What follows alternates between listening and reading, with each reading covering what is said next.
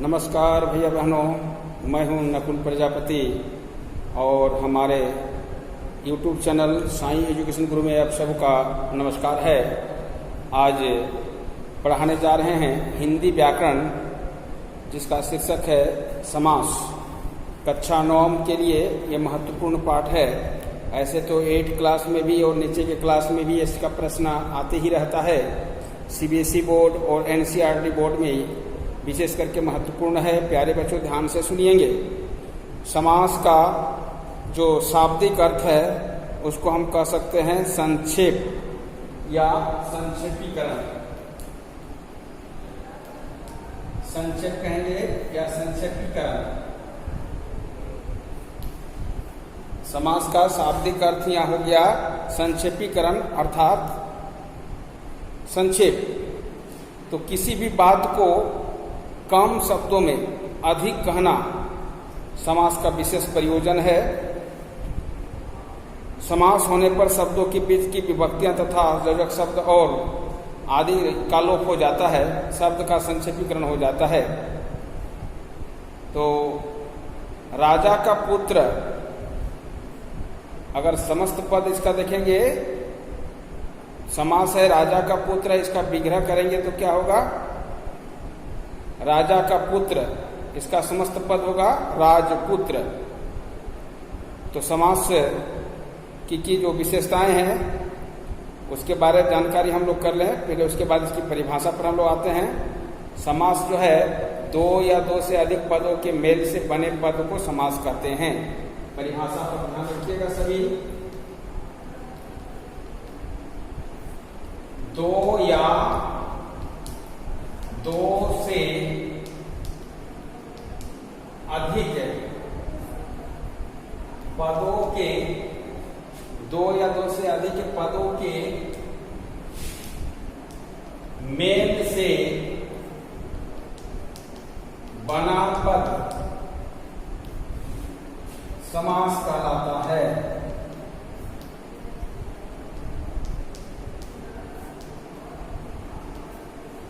फिर से देख लीजिए, 2 या 2 से अधिक पदों के मेल से बना पद को क्या कहते हैं? समास कहते हैं। 2 या 2 से अधिक पदों के मेल से बने पद को समास कहते हैं, यह समास कहलाता है। अब इसके बाद हम लोग आता है समास की कुछ विशेषताएं। समास की विशेषताएं क्या है, इसको भी आप लोग देखते रहिए। समास की विशेषताएं जो है वो है, समास में 2 पदों का योग होता है।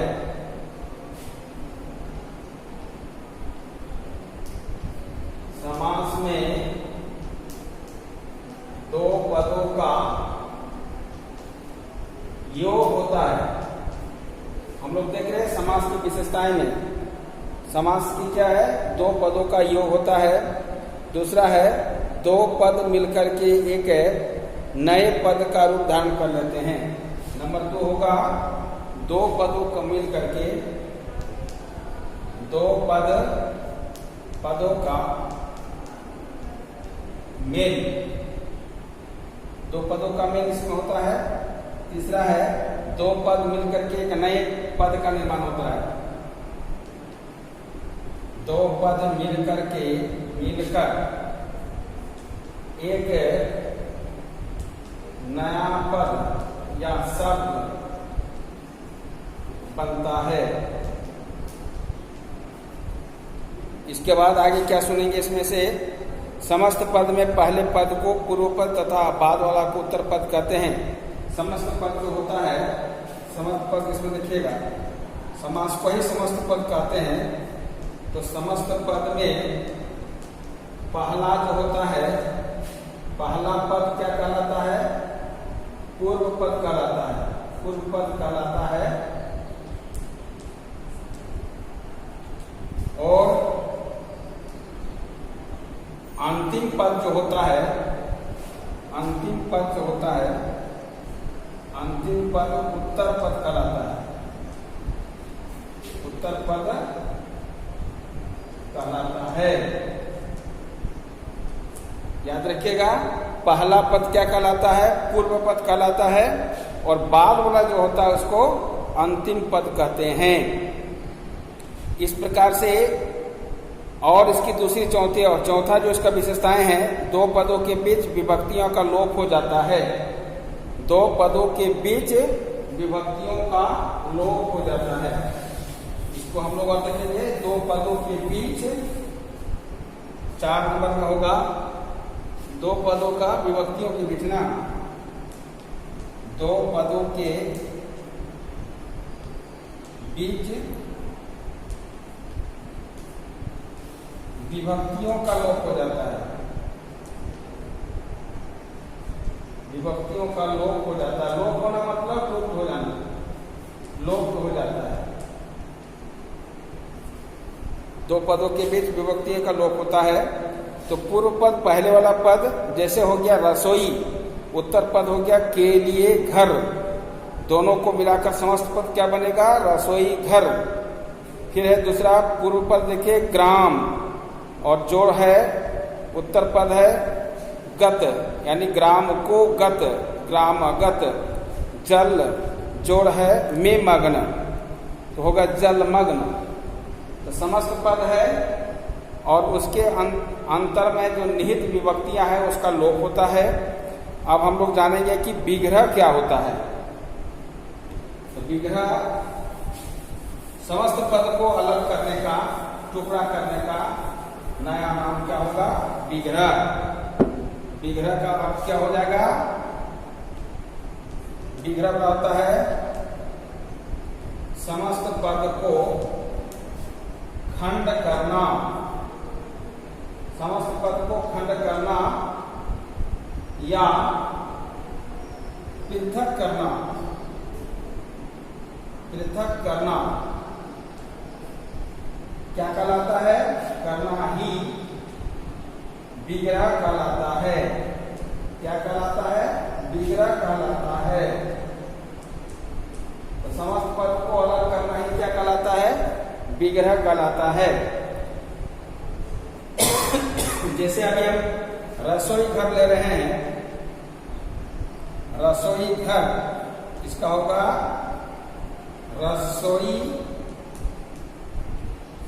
के लिए घर, रसोई के लिए आगे आएगा घर, रसोई के लिए, रसोई के लिए घर क्या कहलाएगा? समस्त पद होगा रसोई घर।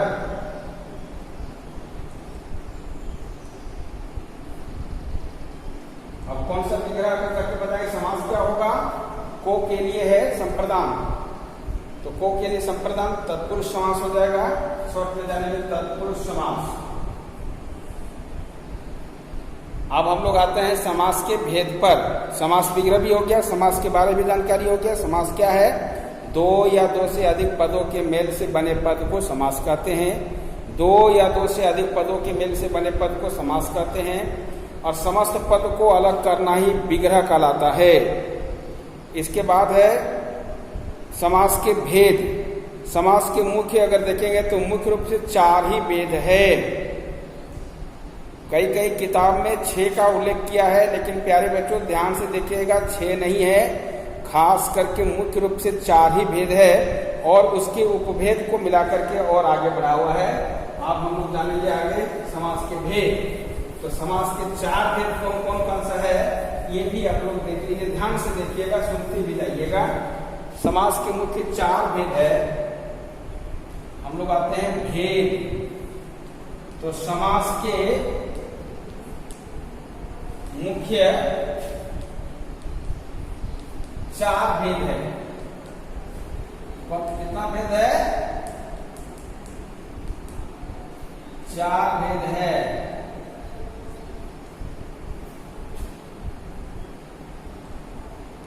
तो समास के मुख्य 4 भेद कौन कौन से है? पहला देखिएगा अव्ययी,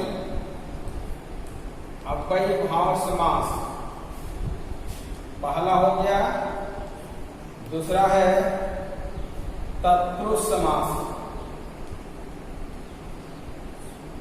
तत्पुरुष समास। अब तीसरा है बहुव्रीहि समास, बहुव्रीहि समास। और चौथा है द्वंद्व समास। ये 4 समास हुआ। अब चारों के बारे में संक्षिप्त परिचय भी दे रहे हैं, परिभाषा भी बता रहे हैं, ध्यान से देखिएगा।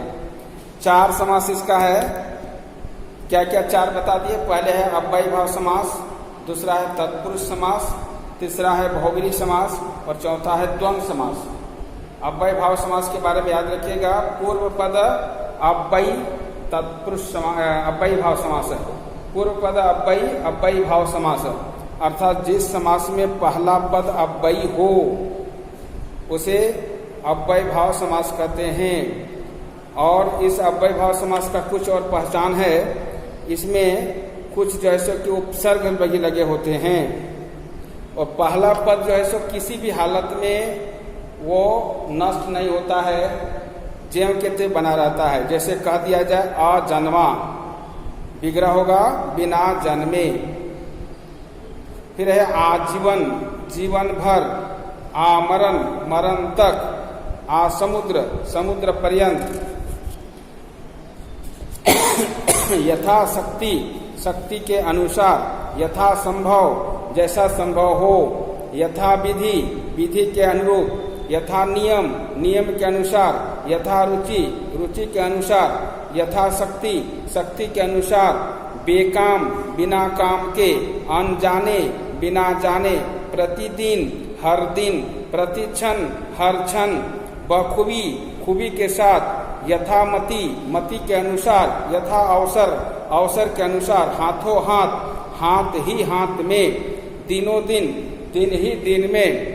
अनचाहा, बिना चाहे। निडर, डर रहित। बेकाम, काम के बिना। आमरण, मरण तक। इस प्रकार से पूर्व पद अव्ययी भाव समास है। जिस समास में पहला पद अव्ययी हो, अर्थात किसी भी हालत में खर्च ना हो, वो क्या कहलाता है? अव्ययी।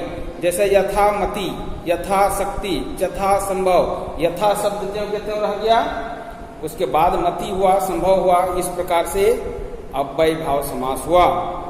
दूसरा है, इसमें हम लोग बोले थे प्रतिदिन, तो देखिए प्रति भी उपसर्ग लगा हुआ है। उपनगरम, उपनगरम या उप जो है सो उपसर्ग लगा हुआ है। नगर से समीपा, उपनगरम। प्रतिदिन, प्रतिमास, प्रतिवर्ष, ये सब जो क्या है, उपसर्ग भी लगा हुआ है।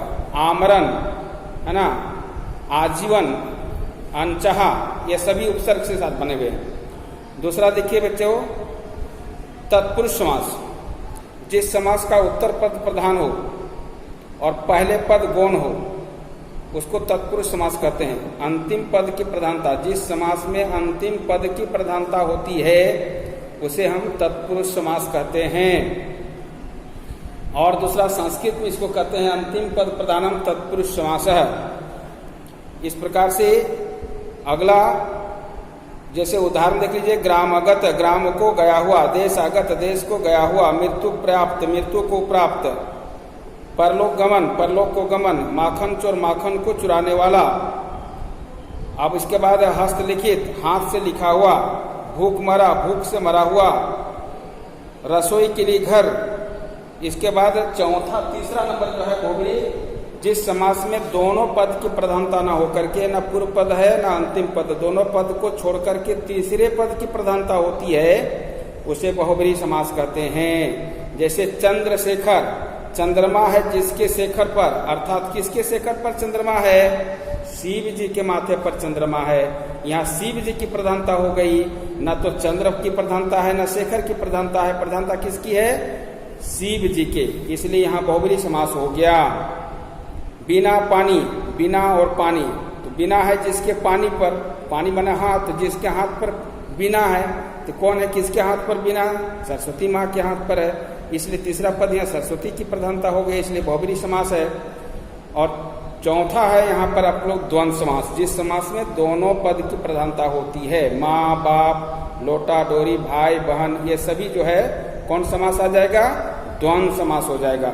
इसके बाद अगर और समास देखिएगा, तत्पुरुष के भेद है कर्मधारय समास, द्विगु समास, नैश समास। तो कर्मधारय समास में होता है जिस समास में पहला पद उपमा उपमेय विशेषण विशेष की प्रधानता होती है। नीली गाय, मृग नयनी, मृग की तरह नयन। नीली गाय, गाय कैसी है? नीली है। इसके बाद है अगला द्विगु समास, जिस समास में पहला पद संख्यावाची हो उसके द्विगु समास कहते हैं। इसके बाद नैश समास में भी है, मध्यम पद रूपी समास भी है। इस प्रकार से बच्चे आप लोग का इस वीडियो में संक्षिप्त रूप से आप लोग को जानकारी मिला है। फिर अगले कुछ जानकारी होगा। अगर पसंद आया हो तो जरूर लाइक और सब्सक्राइब कीजिएगा और कुछ कमेंट लिखना है तो कमेंट बॉक्स में जरूर लिखिएगा। आज के लिए धन्यवाद।